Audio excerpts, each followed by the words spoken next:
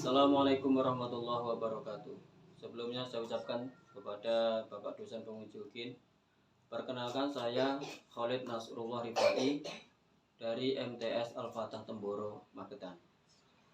Yang mana saat ini saya sedang mengikuti program PBG di Universitas Maulana Malik Ibrahim Malang.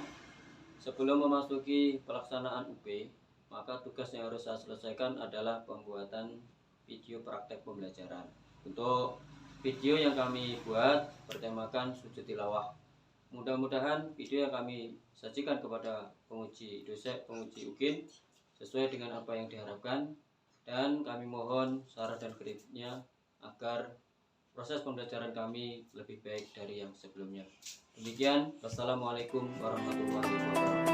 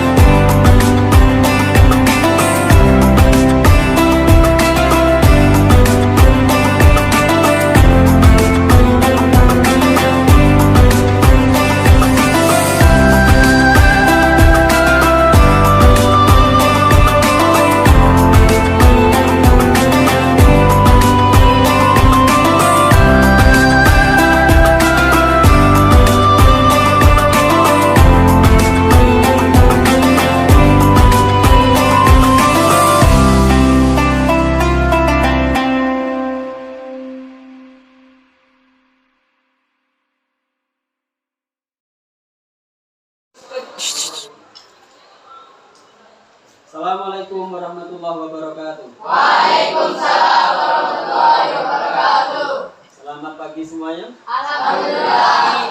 Sehat? Alhamdulillah sehat. Gimana, sudah sarapan semua pagi hari ini? Alhamdulillah. Sarapannya apa? Nasi pecel, kue goreng? Nasi goreng. Terserah apa sarapannya, yang penting semua sudah sarapan sehingga pagi hari ini kita belajar dalam keadaan sehat walafiat. Baik, untuk melanjutkan pembelajaran kita pagi hari ini, sebelum kita mulai pelajarannya, ketua kelas saya minta untuk memimpin terlebih dahulu. Silakan. Bismillahirrahmanirrahim. Rabbi yassir wa la tu'assir. Wa tammim lana min syabil khair. Wa ya khairan nasirin. Bi rahmatika ya arhamar rahimin. Walhamdulillahi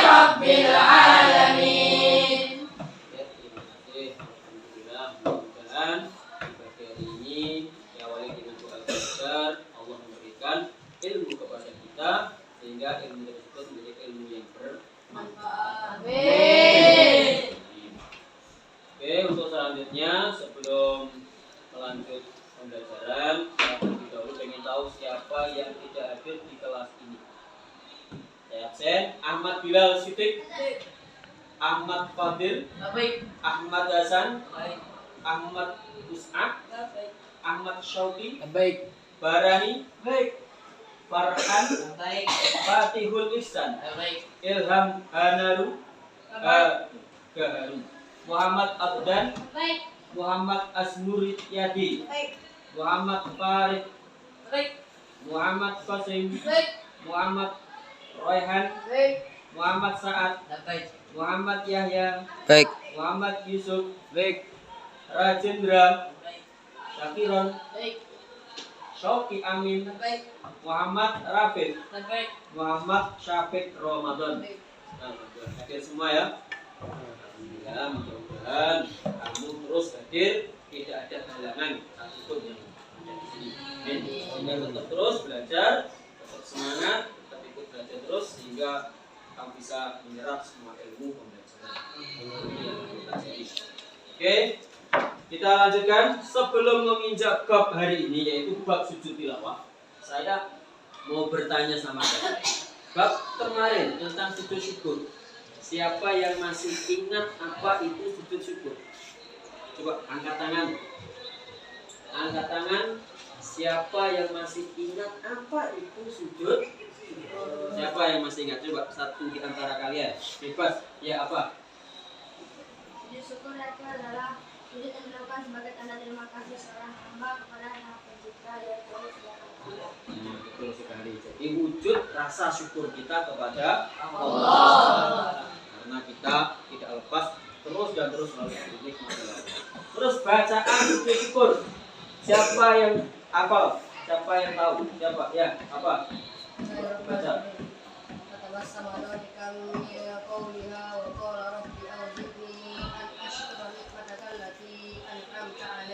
وعلى والدي وأن أعمل صالحا ترضاه وأدخلني برحمتك في عبادك الصالحين. Ya, betul, terima kasih. Inilah yang dinamakan doa sujud syukur. Jangan sampai lupa. Terus pertanyaannya tadi, siapa yang hari ini tadi sudah melakukan sujud syukur? Siapa? Atau di antara kalian yang sudah terbiasa melakukan sujud syukur? Satu kelas, semua niatkan. Setiap hari usahakan. Karena kita setiap hari itu tidak lepas dari nikmatnya Allah. Jadi kalau sebab-sebab sujud syukur antaranya adalah mendapatkan nikmat, ya, mendapatkan rasa bahagia. Kamu dapat kiriman uang, dapat juara, itu suatu rasa bahagia. Kalau dapat nikmat setiap hari kita selalu dapat nikmat. Terus yang ketiga, kita selamat dari musibah atau bahaya. Maka disunahkan bagi kita untuk melakukan sujud syukur. Terima kasih. Kalian masih ingat dan terus semangat dipelajari dan diaplikasikan dalam kehidupan kita sehari-hari. Kita lanjut untuk bab selanjutnya adalah sujud tilawah. Ini beda, sama-sama sujudnya, tapi beda doanya, beda sebabnya. Beda sebabnya, beda bacaannya, beda dalam pelaksanaannya. Ya? Nah, dalam bab sujud tilawah ini nanti saya pengen diantara kalian semuanya yang ada di sini harus tahu apa itu pengertian daripada sujud tilawah. Jangan sampai tidak tahu apa itu sujud tilawah. Harus tahu semua ini yang pertama. Harus paham. Yang kedua, hukum dan dalilnya. Hukumnya apa? Dalilnya apa? Nah itu kalau tahu hukum enak. Tahu dalilnya enak lagi. Komplit. Kita tahu hukum, kita tahu dalil. Jika kamu ditanya apa hukum, kamu bisa jawab. Mana dalilnya? Kamu juga bisa tahu jawabannya. Maka orang yang mendengarkan, orang yang kamu kasih tahu akan semakin percaya dengan apa yang kamu katakan, apa yang kamu ucapkan, apa yang kamu jawab. Yang ketiga, syarat dan rukun sujud tilawah. Setiap pekerjaan, setiap perbuatan itu akan disertai dengan syarat serta rukun. Itu tidak lepas dari perkara ini. Kalau orang itu tidak mau memakai dua ini, syarat dan rukun tidak mau dia pakai, maka apa yang dia lakukan tidak sah. Untuk mendapatkan sah dan diterima, mendatangkan pahala bagi kita, maka rukun dan syarat itu tidak bisa kita pisahkan, harus disertai, harus diikuti. Maka hal ini harus betul-betul kalian pahami, kalian mengerti semua. Yang keempat adalah bacaan sujud tilawah. Nah ini bacaannya apa? Bagaimana bacaannya? Ini harus kamu tahu. Harus kamu tahu, bukan hanya sekedar tahu, tapi harus hafal. Karena akan kita praktekkan, akan kita pakai setiap kita mendengarkan daripada ayat-ayat sajdah, baik di dalam sholat maupun di luar sholat. Kamu makmum menjadi imam, menjadi makmum. Imam membaca ayat-ayat sajdah ketika waktu sholat. Imam sujud tilawah, ya kamu harus ikut. Nah, ketika kita sujud, kita sudah tahu bacaannya kan ini. Kita tahu dan kita langsung baca sujud tilawah. Nanti kalau kita tidak tahu, akhirnya kita baca subhana rabbikal sama seperti waktu kamu sujud sholat. Sebenarnya sujudnya sama, tapi doanya beda. Ini harus kita hafalkan dan kita tahu. Yang terakhir yang perlu kita pahami adalah ini, memperagakan sujud. Memperagakan itu apa? Memperagakan itu melaksanakan. Bagaimana caranya? Berapa kali kita harus sujud untuk tilawah? Apakah 2 kali seperti kita sujud waktu sholat atau hanya 1 kali? Ini harus kita betul-betul tahu dan cara mempraktekkan, cara memperagakan. Sehingga ketika kita sujud sendiri di luar sholat, kita tahu sujud tilawah itu cuma 1 kali. Jangan sampai 2 kali. Kalau 2 kali nanti tertawakan orang yang nggak ada nggak ada bacaan apa, langsung tiba-tiba sujud 2 kali. Sujud tilawah, sujud syukur itu dilakukan hanya 1 kali. Oke. Untuk memperjelas dan memahami ini semua, LKS semua buka halaman berapa? 6. Halaman 6 semua buka tentang bab sujud tilawah. Di situ sudah dijelaskan dan diterangkan dan di dalam LKS apa itu pengertian sujud tilawah, ya, serta hukumnya, serta dalilnya, dan juga sudah dijelaskan, dituliskan di situ ayat-ayat, jumlah ayat-ayat sajdah, mulai dari awal sampai. Maka saya minta di antara kamu, kalian 1 orang baca LKS pengertian sujud tilawah. Itu kamu baca. Bismillah. Yang keras.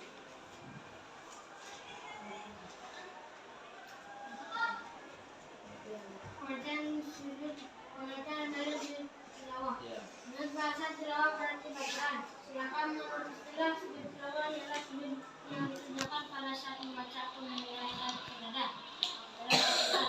Sujud tilawah dilakukan untuk menyatakan kandungan Allah Taala dan sekaligus pengakuan bahwa diri kita sangat kecil dan lemah di hadapan Allah Taala. Karena Allah Taala adalah Sang Pencipta dan Allah Taala adalah Sang Pencipta alam semesta dan pemberi semua anugerah yang kita miliki. Dari Abu Hurairah Rasulullah SAW. Jika kalau Abu ada masa jeda masalah saya kamu baik. Ya bukti. Ya bukti yang guru ya wailahu wakil riwayatnya baik. Ya waili umirmu adama bisujudi fasajada fa'akul jannatu wa umirtu bisujudi fa'abaitu faliyadnar. Lanjut syarat dan rukunnya. Baca. Syarat dan rukun sujud tilawah. Syarat sujud tilawah adalah sebagai berikut: A. Suci dari hadas dan najis, baik badan, pakaian maupun tempat. B. Menutup aurat. C. Menghadap ke arah kiblat. D. Setelah mendengar atau membaca ayat sajadah. 3. Sedangkan rukun sujud tilawah sama dengan rukun sujud syukur, yaitu niat di dalam hati. B. Takbiratul ihram. C. Sujud. D. Duduk sudah sujud tanpa membaca tasawuf. E. Salam. 4. 4. Syarat-syarat sujud tilawah. Syarat jika sholat sendirian, caranya begitu mendengar atau membaca ayat sajadah dalam sholat, hendaknya sujud sekali, kemudian kembali berdiri meneruskan bacaan ayat tersebut dan meneruskan sholat. Namun apabila dalam sholat jamaah, makmum wajib mengikuti imam. Artinya jika imam membaca ayat sajadah lalu bersujud, maka makmum wajib sujud. Tapi jika imam tidak sujud, maka makmum pun tidak boleh sujud sendirian.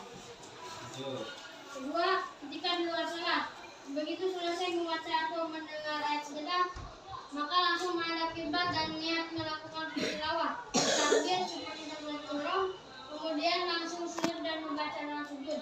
Setelah itu bertakbir untuk duduk, kemudian salam seperti dalam sholat biasa. Bacaan dalam sujud tilawah. Bacaan dalam sujud tilawah. Ketika sujud tilawah, hendaklah membaca doa di bawah ini. Sajadah wajhi lilladzi khalaqahu wa syaqqa sam'ahu wa basarahu bihaulihi wa quwwatihi fatabarakallahu ahsanul khaliqin. Artinya, wajahku bersujud kepada penciptanya dan membentuknya dan membentuk pendengaran dan penglihatannya dengan daya dan kekuatannya. Maha suci Allah sebaik-baik pencipta. Ini surat Al-Mu'min. Baliknya praktek sujud tilawah. Baca sujud tilawah, praktek sujud tilawah. Praktek sujud tilawah. Sujud tilawah dilakukan dengan cara bertakbir, lalu sujud satu kali, kemudian berdiri lagi untuk melanjutkan sholatnya. Tapi apabila seseorang sedang tidak sholat, lalu ia mendengar bacaan sajadah, maka hendaknya ia bersuci dari hadas dan najis, menutup aurat dan menghadap kiblat, kemudian salam. Pada waktu sujud hendaklah membaca doa sebagaimana telah dijelaskan di atas. Ya, terima kasih. Cukup. Alhamdulillah. Dari apa yang kalian dengar yang sudah dibaca, sudah bisa dipahami? Insyaallah. Sudah bisa dimengerti ya. 80% dari apa yang kamu dengarkan itu sudah bisa kamu pahami. Karena ini sujud tilawah ini bagi kalian, bagi anak-anak santri ini bukan hal yang asing lagi. Sering kita temui, sering kita jumpai, bahkan kita sendiri sering melakukan tentang sujud tilawah. Ya, beda dengan sujud syukur. Mungkin di antara kalian bisa dihitung yang melakukan sujud. Tapi kalau sujud tilawah, jauh lebih sering kamu melakukan. Baik, dari apa yang kalian dengar, kira-kira mana yang belum kalian pahami? Mana yang belum kalian pahami? Mana? Kalau tidak ada yang bertanya, berarti saya anggap kalian sudah paham, sudah mengerti. Saya cuma kasih garis besaran saja. Jadi pengertian daripada sujud tilawah secara garis besarnya adalah sujud yang dikerjakan ketika kita membaca atau mendengar ayat-ayat saja. Mendengar atau membaca ayat-ayat saja. Di dalam Al-Quran, ayat-ayat saja itu berjumlah berapa ayat? 15 ayat. Di sini juga sudah dituliskan. Ayat-ayatnya sudah diurutkan, mulai dari surat yang awal sampai surat yang terakhir. Ya, jumlahnya hanya 15 ayat ini dalam Al-Quran. Tidak bisa kita kurangi, juga tidak bisa kita ya, kita ikuti ini aja sudah. Jangan kita pakai aksara sendiri, pengen tambah lagi sampai 20 ayat, pengen kita kurangi jadi 10 ayat. Kita ikuti jumlah ayat saja di dalam Al-Quran ada 15. Ini ketika kita membaca Al-Quran, berjumpa salah satu kita sholat, ya, imam membaca ayat saja, kemudian imam sujud untuk sujud tilawah, sebagai makmum ya harus ikut gerakannya imam, ikut sujud tilawah. Jangan makmum tidak mau ikut imam, itu salah. Imam sujud tilawah, makmumnya berdiri dok. Makmumnya berdiri dok, imamnya sudah sujud tilawah, kita berdiri menunggu imam balik berdiri. Ini enggak boleh. Sholat kita yang rata. Maka yang benar bagaimana? Posisi kita jadi makmum, imam sujud tilawah, kita ikut sujud tilawah. Itu yang benar. Nanti kok kita tidak mau mengikuti gerakannya imam, sholat kita yang rusak akhirnya. Beda dengan kita membaca sendiri, membaca Al-Quran sendiri di luar sholat. Di luar sholat beda lagi. Ya. Kalau di luar sholat, ketika kamu membaca Al-Quran atau kamu mendengarkan bacaan teman kamu, terus kamu tahu ini betul-betul ayat sajdah, maka langsung kamu takbir dan sujud untuk sujud tilawah. Satu kali duduk terus salam. Ya itu nggak perlu kita mengikuti imam karena tidak ada imam. Ya, karena kita membaca atau mendengar ayat sajdah di luar salat. Kamu mau sujud monggo untuk sujud tilawah atau tidak sujud pun juga tidak. Karena apa? Hukum daripada sujud tilawah ini adalah sunnah, bukan wajib. Ingat, bukan. Nah, kalau kita pengen pahala ya kita kerjakan. Ya. Karena itu akan menguntungkan kepada siapa? Tapi kalau nggak mau apa? Tinggal kita berdoa. Tapi bagi santri-santri yang sudah tahu ilmunya, lebih baik mengerjakan daripada tidak dikerjakan. Sehingga amalan kita, pahala kita akan bertambah. Terus yang terakhir adalah ini perbedaan. Jadi kemarin kan bab syukur, sekarang bab tilawah. Kan ada perbedaan, ada persamaan. Ini harus kamu ketahui. Persamaannya antara sujud syukur dan sujud tilawah apa? Persamaannya sama-sama dikerjakan satu kali sujud. Ya, satu kali sujud. Perbedaannya apa? Perbedaannya kalau sujud syukur itu dilakukan ketika orang mendapatkan rasa senang, rasa bahagia, mendapatkan nikmat. Tapi kalau sujud tilawah dilakukan karena apa? Sujud tilawah dikerjakan karena mendengar atau membaca ayat.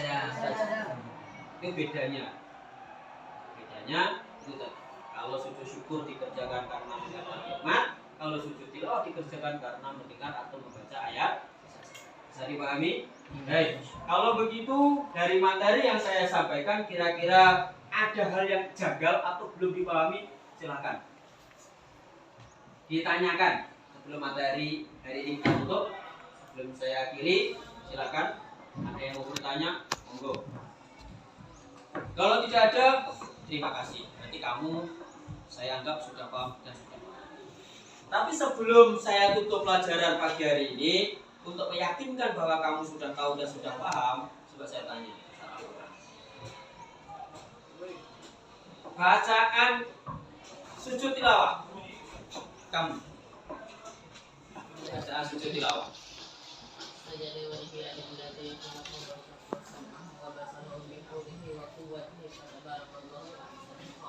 Terima kasih. Baik.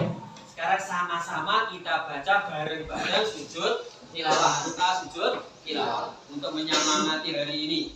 Kita semua langsung hafal sekali kata.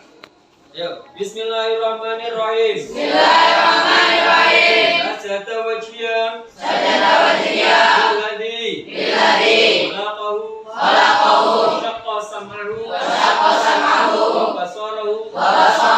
Bi qawlihi. Wa quwwatihi. Tabarakallahu.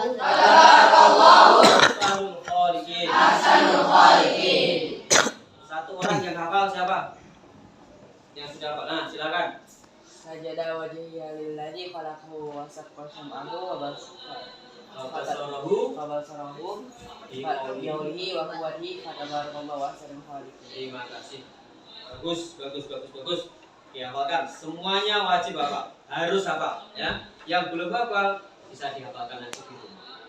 Ya, bisa dihafalkan di rumah. Minggu depan saya minta semuanya sudah dan pertemuan berikutnya nanti ada praktek sujud tilawah dengan membaca doa sujud tilawah. Jadi semuanya harus dihafalkan dan mengucapkan untuk praktek sujud tilawah.